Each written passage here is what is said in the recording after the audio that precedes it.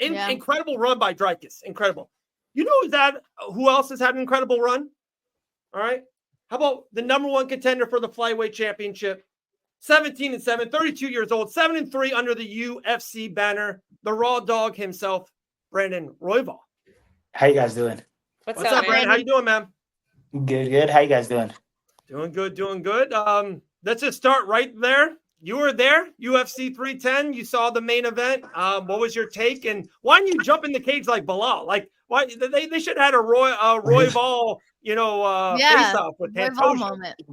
Because unfortunately for me, security did know that I wasn't the champion, and they're like, "Whoa, slow your roll." So I did jump the bridge, but it's like, what am I gonna do? I'm not gonna push past security. I'm fucking tiny, Yeah. and know your limits. But also, it's like I actually really like Pantoja, so it's like, what am I gonna do? Jump the fence and then fucking be like, "Hey, brother, good job." Like pause the scene, for no reason. Yeah. I was just happy for him too, So it was just one of those. I was like when they let me go and crossed, because I did go up and like go up to him. I just like, you're fucking amazing, man. Like you're dope. He's a very likable guy. I know. And I wish I was more. What is it like a shit starter or like anything, but like to be real, that's not him and that's not really me either. So it's like, and to be fair, man, it's like I really like Pantoja and it's really cool. Like I was thinking that this weekend too. Is just there's so many things that it's like I like. What is the word? Like I like idolize about him almost. You know what I'm saying? Of just like. He like when you watch a fighter like that, and sorry to just be getting into my own tangent right off the bat. Love it. Keep going. When you watch a fighter like that, it's like I see a guy that really just had no easy route ever. I feel like his fighting style alone isn't like super pretty. He doesn't have like he has a fighting style where he's gonna take damage. He's gonna walk into some shit. He's gonna he's not taking the easy route of things. You see some of these strikers, they're long distance, they run around, hit, boom, boom, boom, I'm out, boom, boom, boom, very pretty, very all this.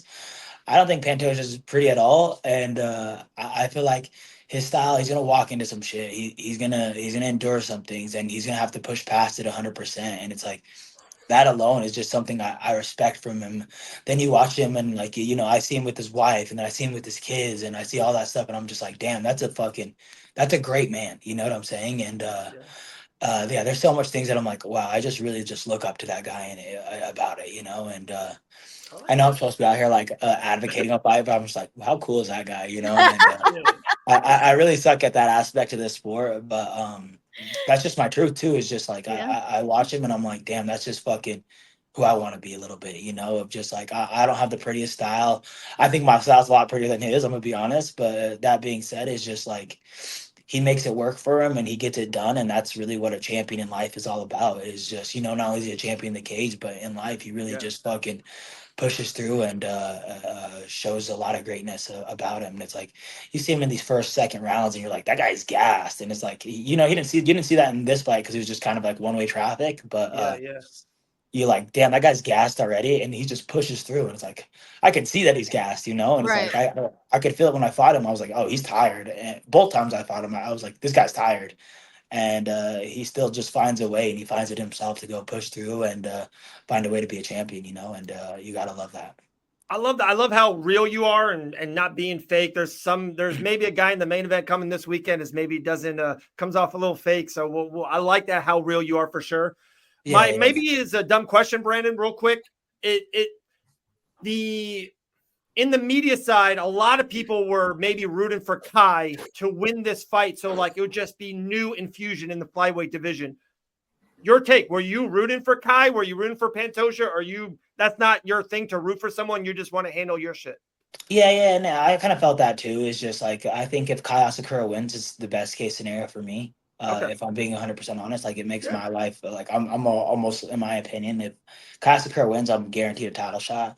Pantoja wins, I don't know what happens. I don't know what's next for me. So I'm kind of sitting there like I'm training for whatever. I really hope one of these 35ers drop down. Henry Cejudo or Figueiredo, that would be really dope. Like that would be ideal for me in the sense of like I want to fight someone new too, bro. I've been dusting the top five. I have everybody in the top five that I've already beat, and it's like I'm in a weird situation where it's like I haven't beat the champion, but I've beaten everybody else, and I'm still in the number one position, and I don't know what's next for me, if I'm being 100% honest. But yeah, if Kaisakura won, it would ultimately benefited me, like if I'm being honest. But I mean, I didn't really want to see Pantoja lose either. I feel like we've kind of run into you talk about everybody's kind of like you and Pantoja both are the nice guys here. I feel like that seems to be a trend in the flyweight division. Like you fought Brandon Moreno, another super nice guy. Yeah. Is there anybody that you see that's kind of like managed to play the heel that you think it has generated some buzz in this division?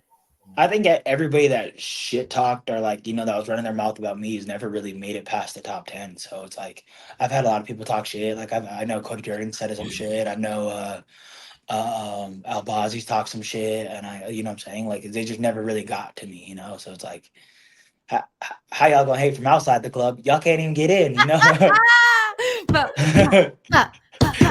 we go. We got a little coming from Brandon now. Yeah. But it's just like one of those like, what am I gonna do? Entertain that? Like it doesn't matter, you know what I'm saying? So yeah. As far as like the top 5 goes, it's like I really like all these guys. It's like I like Car France. I like Moreno. I like Pantoja. Yeah, Usyk seems really cool. I've never known him, but he seems cool. Yeah. So it's like, I have a life question for you because, dude, you had an insane October when it came to like stuff happening outside of the cage. I mean, witnessing a shooting before UFC 307, doing CPR on somebody after a car accident. You said you were threatened by crackheads. Like stuff was going on with you in October.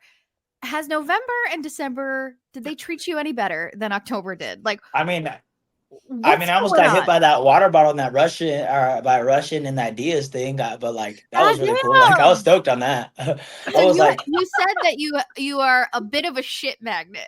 Can you? Oh yeah. Everywhere I go, it's like my whole life though. Like it's always been some shit like that. Like if something bad happens, I'm usually like right there. But something bad happened right there, I'm right here. So I've never been like. It's nothing new to me at this point. It's like it ain't even the first time I've done CPR on that street that I was on. So, wow. Yeah. So it's just thought about moving. Yeah. No, I'll just avoid that street. I don't even know. Like, I don't know if anybody. Do you guys know much about Colorado? Honestly, no. I've been to Denver and I've skied there a few times. I'm a Florida guy. I know even if you watch if you guys watch South Park, there's like this famous street in Colorado called Colfax, and it's like I live kind of right off of it, and that's where like Casa Bonita's on. Casa Bonita's on that street. There's like a bunch of little things that are on the street, but it's known for like prostitution, drugs, all the above, and that's my favorite wing spot. There's also good food there, Yeah. I'm a late night person, so it's like I'll go get finished practice. Like it'll be 9:00 in Colorado, everything's closed. So I'm like, I need to go grab some food. I gotta jump on Colfax and you see some crazy shit, So yeah. So I just I put myself in a little bit of bad position sometimes too. But obviously you've been in Colorado a long time. I know a lot of changes happened within your camp and whatnot this last year. We talked a little bit about it at the PI. I don't know how much you want to talk about that on here, but can you elaborate on that some and how that changes have affected you? I mean, I feel like it's done nothing but affect me in a positive way. I've done a really good job in Colorado of I feel like, and this is something too, is like Colorado's such a huge MMA scene that I feel like some people get stuck on the idea of like, it's this gym versus this gym, and it's like this versus that. And it's like, I've never been one of those dudes that thought locally. I've always wanted to be something bigger than that. So it's like, I've never beefed with any of these like local guys in Colorado. I've always rooted for them, openly rooted for them, gave them their graces off of losses. I'll text them or shoot messages, and like, I've never like been like, fuck this gym, they're our rivals, I've never been like that type of person, especially in the local scene, because I'm like, we're all going to need each other. And I've always thought it was weird that I would be at like one gym and they wouldn't allow cross training, and it's like, right. I feel like that's such an insecurity thing that it's like, you got to get past that. So, so I'm glad that when I left this gym, I have a lot of openings everywhere else of like, I could work with these people from here. I could work with these people from here. And I've have such a good relationship with the coaches and the fighters for so long that it's like, it's never really led to conflict. And in the whole entire time, I have my own little team that we run through. We work with each other. So I work with them on a daily basis and I'll outsource with other teams. So it's actually been, if anything, way better. Like it's been such a better scenario. I get a lot more private work. I get a lot more of like all eyes on me because I still work with such a small team of 3 fighters, 3 or 4 fighters and like 2 coaches. Our team's 2 coaches and 3 fighters. So it's like we get all the private looks possible, like, and it's all like, all that. So it's like I feel like as of right now, we're like the little pretty girls at prom. Everybody wants to try to date us, you know what I'm saying? And it's cool because it's like, hey, I'm gonna play the field, I'm playing the field right now, and it's like our team's really cool. And like I said, I have such a good working relationship with all these coaches for years that it's like I'm welcome everywhere right now. So it's been pretty cool. I love the analogy. Definitely a great analogy, Brent. I'm an analogy guy, so the prom one, I'm going to steal that for a later episode for sure. I like that. Yeah, so you were there at UFC 310. So the UFC kind of has really said nothing to you about future 2025. It's kind of okay. I know that they don't know what's going. Like they don't know what they're going to do either. Yeah, I feel like. I feel like I read something. I got tagged in something. It was like how Brandon Royval ruined the flyweight division, and it's like I keep beating the up and coming contenders, and Pantoja keeps beating me. So it's just like Max I keep. Holloway. You're Max Holloway. You're Max Holloway. Yeah, 100%. And it's like and like as much as I fucking over here fucking giving props to Pantoja. I still think I could beat him. Like in my head, it's like I know I could beat that guy. I know I could be the one to do it. I know I have the skill levels to do it. I feel like I've had stress in my last camp or last time I fought him, where it's just like it led to some dumb things and a little bit unorganization, and and I'm not blaming that on the loss. I feel like that was a very from his cornerman and his team. I thought they had such a great game plan, and I was like, and as champions do, he adjusted really well, and I felt like he fought me way different than he's fought any of these guys in the last years. Of just like he didn't go straight for me. He played a lot of countering, led a lot of like pulling back, and he wasn't looking to just go for the kill. He was looking to just try to get by on time, which is or respected the danger, Yeah, exactly. And I feel like it's just respecting what I do really well too. Yeah. Do you feel like there were specific mistakes that you can pinpoint in that last title loss that you would change if you fought him again? Yeah, 100%. I fought too precautiously, and that's never been me. I fought like where I was like, I don't want to give up my back. I'm just gonna play it safe right here, and then and that led to control time ultimately. Where it's like I play caution to the wind. I gamble, and I feel like he does that too. And it's like I'm willing to play Russian roulette with him every time, and I think I'm about due for a shot going on him, I think it's interesting. You changed that a lot when you fought Moreno. You gave up your back a ton in that fight, and I think it helped you get back to your feet quite a bit in that fight as well. Yeah, and like the top between the excuse me, the top 3 guys in the division are like the top 5. Like if you go Tatsuro, Moreno, and Pantoja, they're back riders, So it's like I thought what I did well in the Moreno fight and what I did well leading up to the Tatsuro fight of just defending. Like I worked with a lot of wrestlers, and it's like I'm giving up my back, fighting the hands, and I'm like, no one's taking me down. And then Tatsuro has a jiu-jitsu takedowns and it's like jump back, and I'm like, oh, okay. So it's like I feel like these fights are just adding back up to me getting to Pantoja of like, okay, this time I'm gonna fight him this time I'm gonna do that.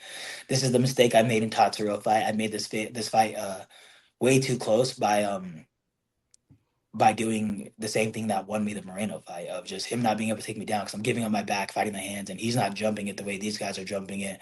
But he's a good back rider, so it's like things will work, but it also just like it's not going to work against Pantoja, and it would definitely not, like it wasn't working against Tatsuro either. So it's just like I feel like I'm learning these lessons along the way, ultimately to become the champion. I love it.